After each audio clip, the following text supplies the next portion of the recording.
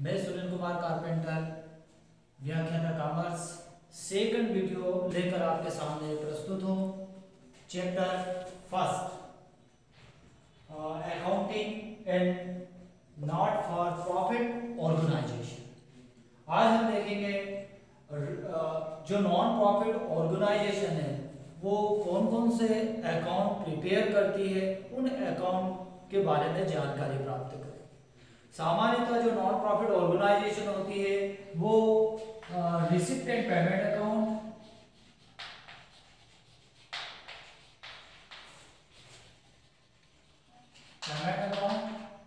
Second पे income and expenditure account और third पे बैलेंस शीट बनाती है। First receipt and payment account, second income and expenditure account और थर्ड बनाती है बैलेंस शीट। आज हम रिसिप्ट एंड पेमेंट अकाउंट की मीनिंग देखेंगे। Meaning of receipt and payment account. The non-profit organization. The non-profit organization, professional person. Non-profit organization, professional person. Professional person मतलब doctor, engineer, वकील। और जो ऑर्डिनरी जो पर्सन होते हैं, ठीक है, वो हेल्प कैश बुक की हेल्प लेकर रिसिप्ट एंड पेमेंट अकाउंट बनाते हैं। रिसिप्ट एंड पेमेंट अकाउंट बनाने के पीछे जो उनका उद्देश्य रहता है वो कैश बैलेंस जो होता है उसको जानना होता है और बिजनेस कह सकते हैं कि जो ऑर्गेनाइजेशन की जो फाइनेंशियल पोजीशन होती है उसको जानना इनका मेन उद्देश्य होता है। रिसिप्ट एंड पेमेंट अकाउंट की debit side all cash receipt को लिखा जाता है, रिकॉर्ड किया जाता है, और इसकी credit side all cash payment को क्या किया जाता है, रिकॉर्ड किया जाता है। यह एक क्या है, रियल अकाउंट है। क्या है ये? एक रियल अकाउंट है। इस पर रियल अकाउंट के क्या होते हैं, जो रूल्स होते हैं वो अप्लाई होते हैं।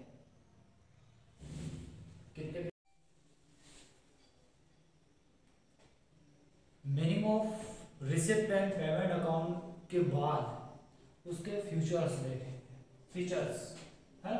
Features of receipt and payment account. पहले थोड़ा सा अपन बिफोर में चले जाए कि रिसिप्ट एंड पेमेंट अकाउंट किसे कहते हैं। तो रिसिप्ट एंड पेमेंट अकाउंट जो होता है वो रोकड़ बही जो कैश बुक होती है उसकी हेल्प लेकर उसको क्या किया जाता है, प्रिपेयर किया जाता है।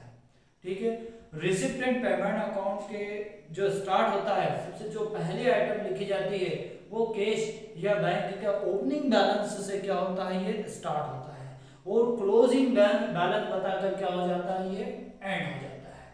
ठीक है, इसकी debit side receipt and payment की डेबिट साइड ऑल रिसिप्ट लिखी जाती है, ऑल कैश रिसिप्ट। इधर की साइड ऑल कैश रिसिप्ट लिखी जाती है। क्या लिखी जाती है? ऑल कैश रिसिप्ट लिखी जाती है। और इसकी credit side all cash payment लिखी जाती है, ऑल कैश पेमेंट लिखी जाती है। ठीक है, ऑल कैश रिसिप्ट, फिर चाहे वो किसी भी ईयर से क्यों ना रिलेटेड हो। अगर आपको करंट ईयर में नेक्स्ट ईयर की कैश रिसीव्ड हुई है तो भी उसको रिकॉर्ड किया जाएगा। करंट ईयर की रिसीव्ड हुई है वो तो रिकॉर्ड आपको करना ही है, लेकिन अगर लास्ट ईयर की कोई कैश रिसिप्ट हुई है तो उसको भी इसमें रिकॉर्ड किया जाएगा। ठीक है, ऐसा वैसा इसमें जो अगर केस में कुछ पेमेंट किया जाता है तो उसको भी इसमें रिकॉर्ड किया जाता है। Top of the this account, इस खाते के टॉप पर नेम ऑफ ऑर्गेनाइजेशन, टॉप पे नेम ऑफ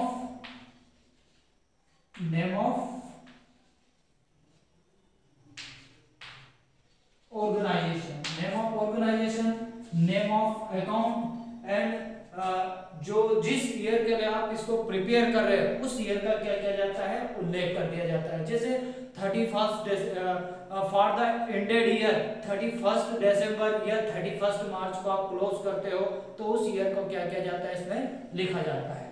ठीक है, इसमें जितनी भी रेवेन्यू आइटम जितनी भी रेवेन्यू आइटम है और जितनी भी कैपिटल नेचर के आइटम है उनको रिकॉर्ड किया जाता है।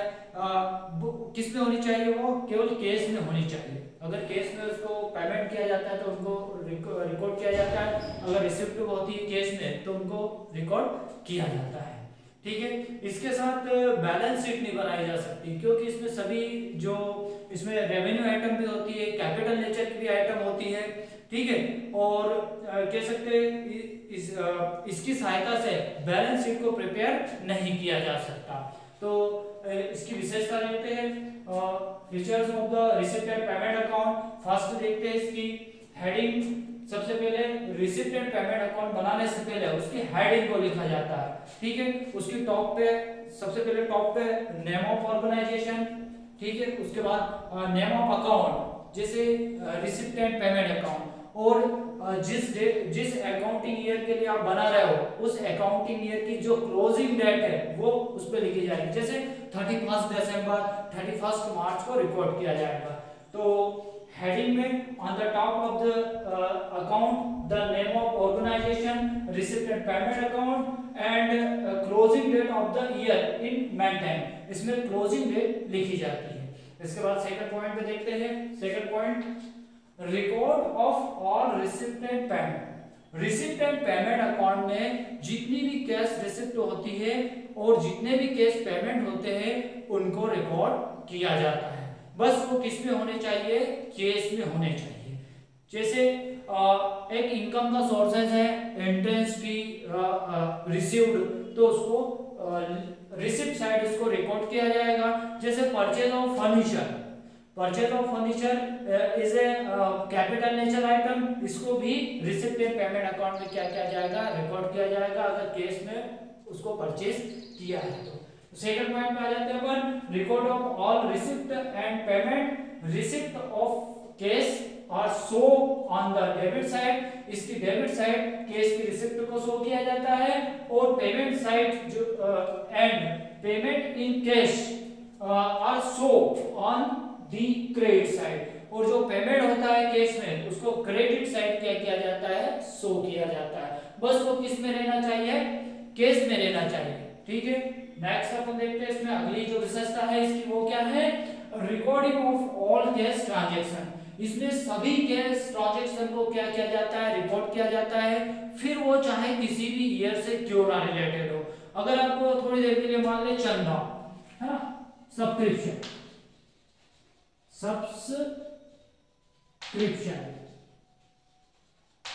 सब्सक्रिप्शन आपको करंट ईयर 2019, 2020 और 2021, 2000 मान लो आप 2020 के लिए क्या कर रहे हैं?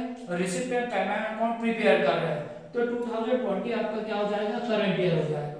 2019 आपका क्या हो जाएगा? लास्ट ईयर हो जाएगा, और 2020 क्या हो जाएगा? आपका नेक्स्ट ईयर हो जाएगा। अगर तीनों की सब्सक्रिप्शन की अमाउंट अगर आपको प्राप्त होती है ना, 2020 में आपको 2019 की भी प्राप्त हुई है और 2021 की भी प्राप्त हुई है, तो उसको रिकॉर्ड किया जाएगा। ठीक है, तो कहने का मतलब यह है कि रिसिप्ट एंड पेमेंट अकाउंट में ऑल कैश रिसिप्ट को रिकॉर्ड किया जाता है, फिर चाहे वो किसी भी ईयर से क्यों ना रिलेटेड हो। ठीक है, अगला जो अपना है फिफ्थ देखना, फोर्थ रिकॉर्डिंग आप किया हो गया। इसके बाद फिफ्थ देखना, कैपिटल एंड रेवेन्यू आइटम। तो रिसिप्ट एंड पेमेंट अकाउंट में रेवेन्यू आइटम और कैपिटल आइटम दोनों को ही क्या किया जाता है? रिकॉर्ड किया जाता है। जैसे सैलरी पेड टू एम्प्लॉइज, ठीक है, salary paid to employees, salary paid to employees as a क्या है? ये एक रेवेन्यू आइटम है। सैलरी पेड टू एम्प्लॉइज, ये एक रेवेन्यू आइटम है। रेवेन्यू क्या है? ये रेवेन्यू आइटम है। सैलरी जो हमारे वर्क जो एम्प्लॉइज होते हैं उनको पर मंथ सैलरी क्या की जाती है? पे की जाती है, बार बार उनको क्या की जाती है? पे की जाती है एज ए रेवेन्यू आइटम। ठीक है, इसको भी इसमें रिकॉर्ड किया जाता है। जैसे purchase of furniture, purchase of furniture, furniture, purchase of building, purchase of building, purchase of building, purchase of investment, purchase of investment.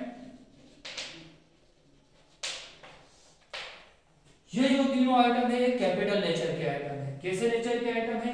ये कैपिटल नेचर के आइटम है, कैपिटल नेचर के आइटम है। जैसे सैलरी पेड टू एम्प्लॉयज, ये revenue item है, और ये रेवेन्यू आइटम है, ये वाली ऊपर वाली ये सब चीजें क्या है? ये रेवेन्यू आइटम है। और purchase of furniture, purchase of building, purchase of the investment, ये क्या है? कैपिटल नेचर के आइटम है। तो हम कह सकते हैं कि जो रिसिप्ट एंड पेमेंट अकाउंट है उसमें और जितनी भी रेवेन्यू आइटम होती है उनको भी रिकॉर्ड किया जाता है, और जितनी कैपिटल नेचर की जो आइटम है उनको भी रिकॉर्ड किया जाता है, लेकिन वो केस में होनी चाहिए। किस में होनी चाहिए? वो केस में होनी चाहिए। नेक्स्ट पॉइंट देखते हैं, balance sheet is not made. अगर आप रिसिप्ट एंड पेमेंट अकाउंट की सहायता से या इसके साथ बैलेंस शीट नहीं बनाई जा सकती, ठीक है।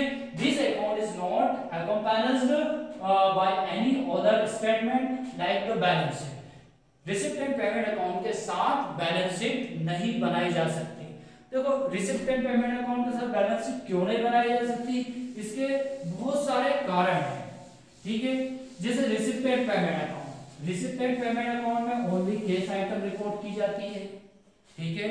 रिसिप्ट एंड पेमेंट अकाउंट में ओनली जो कैश आइटम होती है उनको क्या किया जाता है? रिकॉर्ड किया जाता है, ठीक है। कैश आइटम को items recorded,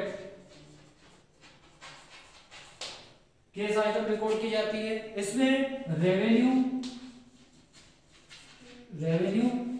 and capital nature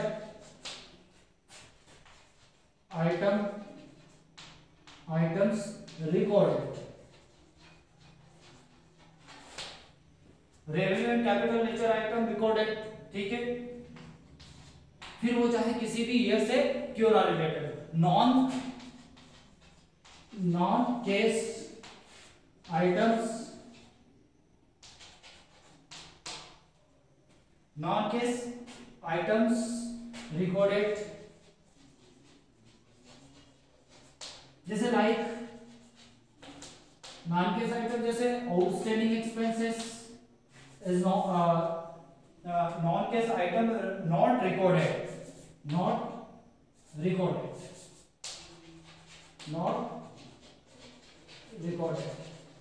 इसमें जो नॉन केस आइटम है उनको रिकॉर्ड नहीं किया जाता है। फर्स्ट कैश आइटम रिकॉर्डेड, जिसमें कैश आइटम को रिकॉर्ड किया जाता है, ठीक है। जैसे आउटस्टैंडिंग एक्सपेंसेस है, ठीक है, आउटस्टैंडिंग एक्सपेंसेस है। इसके अलावा जो एक्रूड जो इनकम होती है उसको रिकॉर्ड नहीं किया जाता है। रेवेन्यू एंड कैपिटल दोनों आइटम को इसमें क्या किया जाता है? रिकॉर्ड किया जाता है। और non cash item not recorded, इसमें जो नॉन कैश आइटम होती है उनको भी इसमें रिकॉर्ड नहीं किया जा सकता, नहीं किया जाता है। जैसे लाइक डेप्रिसिएशन है, बैड डेब्ट्स है, इनको रिकॉर्ड नहीं किया जाता है। इसलिए रिसिप्ट एंड पेमेंट अकाउंट के साथ बैलेंस शीट नहीं बनाई जा सकती, ठीक है।